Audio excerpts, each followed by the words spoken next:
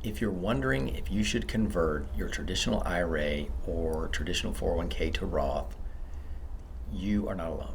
This is by far one of the most common questions that financial advisors get from clients or prospective clients.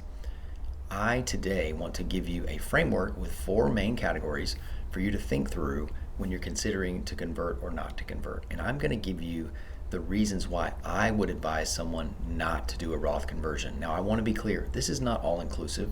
It's actually just meant to be broad in nature. So whether you have $1 million or you have $10 million in your portfolio, you can use these 4 categories to think through, is Roth conversion a good idea at some point or throughout my retirement? Now, this isn't meant to be personal financial tax or investment advice. It's just meant to be educational. So let's talk through the 4 categories. So number 1 is going to be, what is your spending level relative to your portfolio value? The reason this is important is because oftentimes we think about required minimum distributions in the future, but we don't really project out what are our actual goals for retirement. If the required minimum distribution is very close to what you think you will need to spend in the first place, then you simply need to weigh, when did I defer those taxes and when am I pulling them out? Does it meet my goals? And why would I decide not to convert it in that case? Another way to say that is cost of doing business. Number 2, we're going to talk through legacy. So is the money you're converting for yourself to live off in retirement, or is it for someone else? I will give you my thoughts on that, and also what I mean when I say the terminal tax rate, meaning what is the tax rate of those who will actually ultimately inherit your money. That could be a reason to not convert or to convert. Number 3, we want to talk about legacy and health. So longevity, meaning what is your family history? Do people live longer? Do you assume you're going to live longer, or the opposite? Do you know that you're going to have a shortened life expectancy? How would that change your decision to convert or not to convert? And then the 4th category is going to simply be giving. Are you going to be giving in retirement? If you are, in that case, that can help mitigate some required minimum distributions. Therefore, it would affect your decision to convert. I'm Forrest Dutton. I'm the owner of Brightworks Financial Planning. I'm a certified financial planner. I'm here to educate you. I love doing these videos, and I hope you enjoy this one today. I think it will be very practical and actionable, and without further ado, on to the rest. Okay, let's begin. Let's talk through this first concept and first factor, which is portfolio value versus spending rate. So you've probably seen retirement videos and they talk about probability of success, and you see a percentage on the screen, and that's what everyone's aiming for. Now in reality, this is a very cut and clean way to look at retirement. It's not actually how it works. So what I want you to see on the screen here is I have a fictional 15 years of an early retiree. So they retired, it's 2026, they're 61 years old. They have a traditional IRA that's $2,500,000, and for the sake of this, they want to spend about $108,000. Now the reason I'm going to show you this is because in reality, retirement is messy. It doesn't always work out the way you see on these projections. So I want to show you a realistic scenario of what this 15 years actually will look like, what the portfolio actually would be after that time frame, and how closely does that match to our required minimum distribution that we're trying to avoid in the first place. So I want to show you here that what I've done here is I have a rate of return. Some are going to be positive, some are going to be negative. It's very realistic in terms of what could happen in a market scenario, and I would say this one might actually be favorable. So I will show you in a second a couple iterations. This is what's happening in the background when you see a probability of success. These rates of returns are running in the background over the life of your retirement, and how much probability you have of success means how many of those means down here you have no money. Now this is only until age 75, but I want to make a point here. If you have a relative match between what your required minimum distribution will be in the future and what you think you'll actually need from your portfolio in the future, you don't really have that big of a burden, because remember, the whole point of retirement is to spend your money. Many of you watching this are deferring at the 32 and the 37% bracket. This scenario is not going to land you there. So again, caveat, current tax rates and current tax brackets. So no one can predict the future tax rates. Everyone knows this. This is not something I can tell anybody as a financial planner. that I know what the future tax rates will be, but let's talk about what we do know. What we do know is that most people's retirement and their income distribution strategy is variable. So what this is showing is this person may have had a deferred compensation, so they have 3 or 4 years or 5 years of pay that came afterwards, therefore their portfolio withdrawal is less. Then after that, they hit 66, 67, they decide to take Social Security, but they don't get their deferred payout. That's why this numbers change, and then they just continue to inflate all the way to age 75. So by 75, we're just living on Social Security. The amount of money we wanted to live on, $108,000, is much more, but it only requires a $100,000 withdrawal.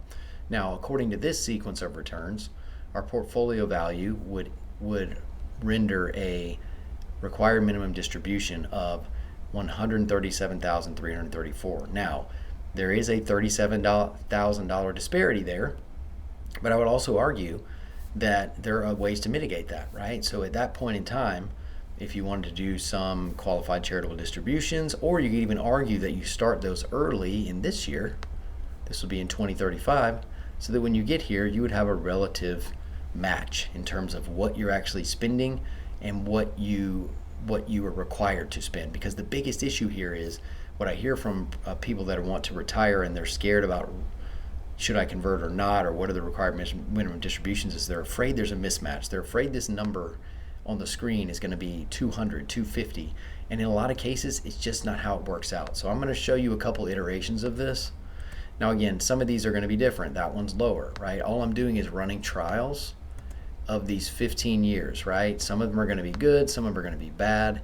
Now in reality, this is a random number generator, so you're going to see multiples that are negative. You're not going to see this run out of money, but what you are going to see here is you're just looking at that number change, right? There's a 133, so there's a disparity.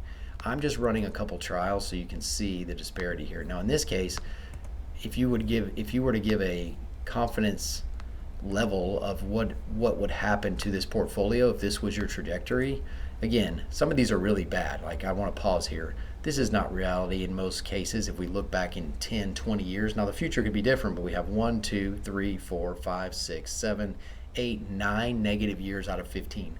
Very unlikely, right? So in most cases, we're only going to have a down market every 3 or 4 years.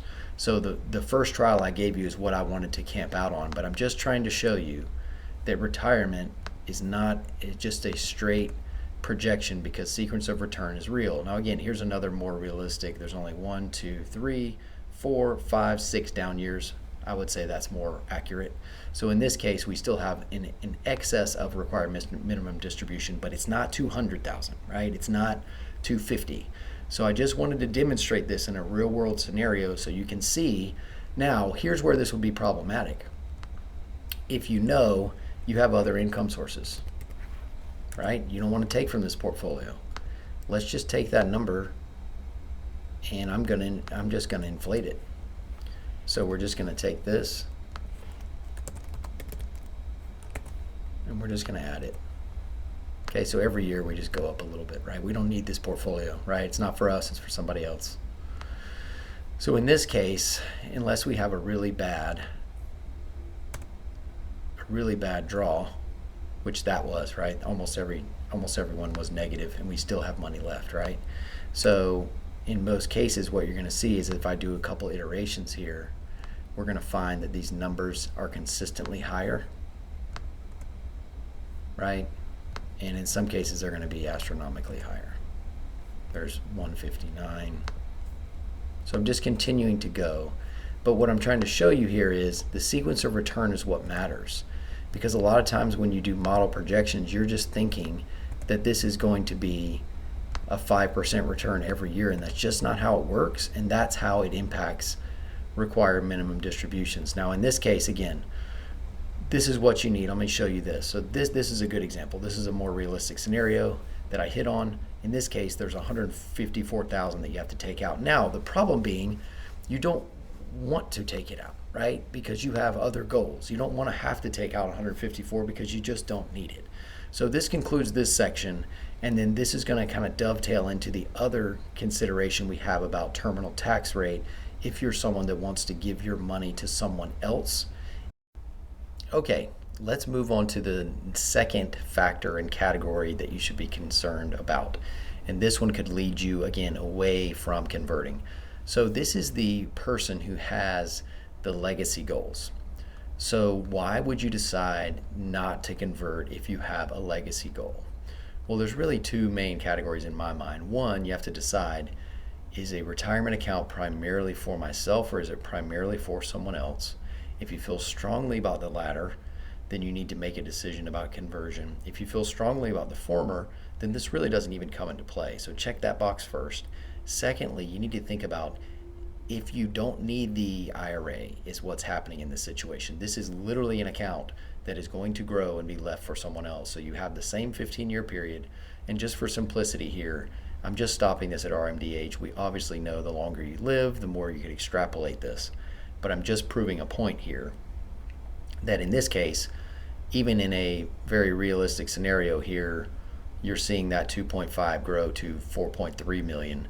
So this RMD again is 163,000. Now in this case, I'm not focusing on the RMD, I'm focusing on the terminal value. So I'm focusing on the 4.3. Now you're wondering and going forward, so when would there be a scenario where I would just not convert this? I'm going to drop this on a non-spouse, my children, right? So in this case, they're going to have 10 years to liquidate 4.3 million. Please convince me. Okay, so let me just think through this. You know, if you have multiple kids, right? 2, 3, 4 kids, or nieces, nephews, whoever you want to leave this to, think about their life, right? So I'm just going to give you a simple scenario of 3 kids, and I think you'll see that this is not as bad as you're thinking it could be. So let's just say we have 3 kids. They both have humble occupations. Maybe they're a teacher, maybe they work for public service, and they make, you know, a low wage, right? So a teacher might make, you know, $50,000 to $60,000 a year. So if you have 3 of those, you take 4.3 million, and first of all, we're just going to kind of split it in thirds. So they're each going to get roughly 1.4. Okay, so we're just doing rough math here for this scenario. And they have 10 years to liquidate that.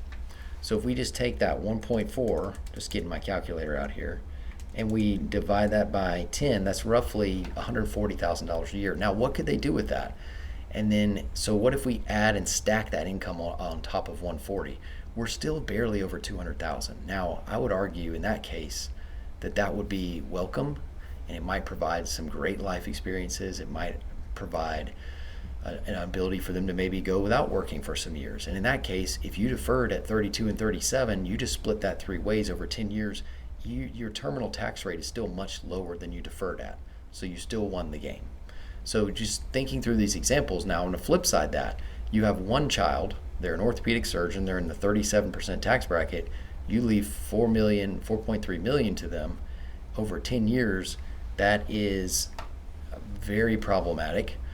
And in that case, you're basically giving, you know, if we're looking at the math here, that's basically $430,000 that they've got to take every year, and you're going to take that marginal tax on it. So they're basically giving $159,000 of that to the government times 10. They're losing over 1.5 million of what you saved. So in that case, that might be a reason for you to consider converting. But I would say and argue that most people are not in that scenario, and most people, it's not as big of a burden as maybe you've made it in your mind. Now, there are people I'd love to see responses to this.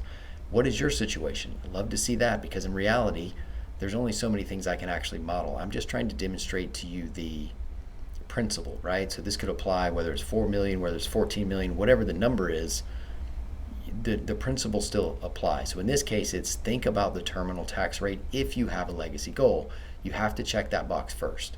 So that's my thinking around legacy and when not to convert, when versus when to convert. Okay, let's move on to longevity and health. So I have here Mr. and Mrs. retired. They retired at 56, so they retired early, and they are going to live, both of them, their life expectancy is going to be 95. Okay, so this is a scenario where you really live long. Now, I want to just show you a visualization here. What we've done here is we've done Roth conversions of $125,000 a year from 56 all the way up to 67. You could argue that we could do it differently, but the point here is not to get into the nitty-gritty details. This couple also has more money. They have about $4 million plus $500,000 in a brokerage, but they really only want to live off of 108,000 that's coming from that portfolio. So we have a mismatch there, right? So we're underspending from the portfolio. The point I want to make here is if you knew today that you're going to live to 95, both spouses, then conversion usually makes sense, right? Because there is a break-even point. So this is short and sweet. I want you to see, I'm just going to hover over these bars. On the right, the light bars starting at 75 are showing you the taxable income in retirement when RMD starts. So 75, 79, 80, I'm just hovering over them. You can see that they are over the 24% tax bracket, right? So they've crested that, okay? So they haven't filled up the 32, but they're getting there. So what this is showing someone is it makes more sense to do aggressive Roth conversions early because you have so many years here where you're over this yellow bar, this yellow line, that you would save a lot of taxes over your lifetime. So in this scenario, it would be $611,000. Now, the point I want to make here is just because you have a longevity situation doesn't mean that you have to convert, right? Because they enjoyed so many years, right? Almost 20 full years, of which most people would argue are the most vivacious, the most full, travel-filled, meaningful years, where they didn't really have to pay many taxes at all in that case, right? So their tax bracket is really, really low. So you need to ask yourself, if it really came down to it in the end, would I just offset that with giving? Would I also just live within my means if I'm in my 80s? Again, we don't know what your health or longevity is. So you need to really think about your values, your history, how that plays into your conversions. Now, the opposite is also true. The break even for most conversions is somewhere around 80. So I'm going to show you that. In this case, it's between 80 and 81. Right at 80, you can see the portfolio value of the Roth case overtakes the base case, meaning you have more wealth, basically, after-tax wealth in your portfolio, but you have to wait until 80 or 81. Now, the other thing I want you to see is, again, there's a negative return here. This is delayed gratification in retirement. It's very different. It's almost like you're going back to when you save for retirement. You delayed all those years. Now, you may want to ask yourself, is it worth it to you, right? So this is why you'd want to convert or not. These dark bars right here represent years of travel that you didn't take. They represent years of giving to your kids, years of taking your grandkids on a trip. These are things that, again, the Roth, you converted the money, but you had to pay the taxes, so you had to forego those experiences. Only you can decide if that is worth it for you. Now, what I'm making a point here in saying is longevity, the math will win, right? If everybody knows we're going to live to 95 or 100, of course we would convert. But what we don't know is the opposite, right? We don't know if we're going to live until 80. And most people just overemphasize the fact that they're going to live long, and we just don't know. No one's promised tomorrow. So this break even is 80, right? So if this couple, one or both passed away at 80, then they never realized the benefits of that work they did early, and they forewent the experiences that they could have had. Okay, and finally, let's talk about giving. Okay, so the main way you can mitigate required minimum distributions is through qualified charitable distributions. Now, the rules around those are constantly changing, meaning they inflate every year. So you can give well over $100,000 in 2026 to a 501(c) directly through your traditional IRA, and it will be excluded from your income. So that is a way that if you know this is a goal of yours and you know that you would love to do that in retirement, then you really shouldn't, not that you shouldn't convert, but you should really think twice about converting. Because what I've done here is I've shown I didn't change anything about the previous scenario, except, again, I made a more modest age. I made this to 85. So again, the caveat here is I want you to come to the end of this video realizing that all of these factors play on top of each other. How much do you spend relative to your portfolio value? How much you're going to give in retirement? What is your legacy or giving goals? What is the terminal tax rate that you're giving? And how long do you think you're going to live? These are the four things that we're playing off, and they all in isolation do not give you an answer. You have to come up with the best combination of those four that you think will make the most sense. Now, one thing we didn't discuss in this video, because I think it probably deserves its own, is what if you're married and you have a single spouse left behind? How do taxes play into that? That to me is a totally different category and scenario. It's very specific. I'm giving you four factors that can apply in almost every case. So what I've done here is I've modeled $20,000 giving from age 70 all the way to age 85 inflated. And really what that did was it just tipped the scales and said, even though we did these conversions up front, the amount we paid, it was more than the amount we paid on the back end. So that's really the conclusion of this video. My purpose in this video is not to get into the nitty-gritty details of how I'm going to fill up each bracket, etc. It's just to give you the framework. So I hope that you understood what I was trying to communicate. Please comment, subscribe. I'd love to know what your Roth conversion strategy is or isn't, because this video really is meant for you to understand those 4 factors and how they might lead you not to convert. And finally, guys, this is not personal financial, tax, or investment advice. It's just for education. Hope you enjoyed this one. I'll see you on the next one.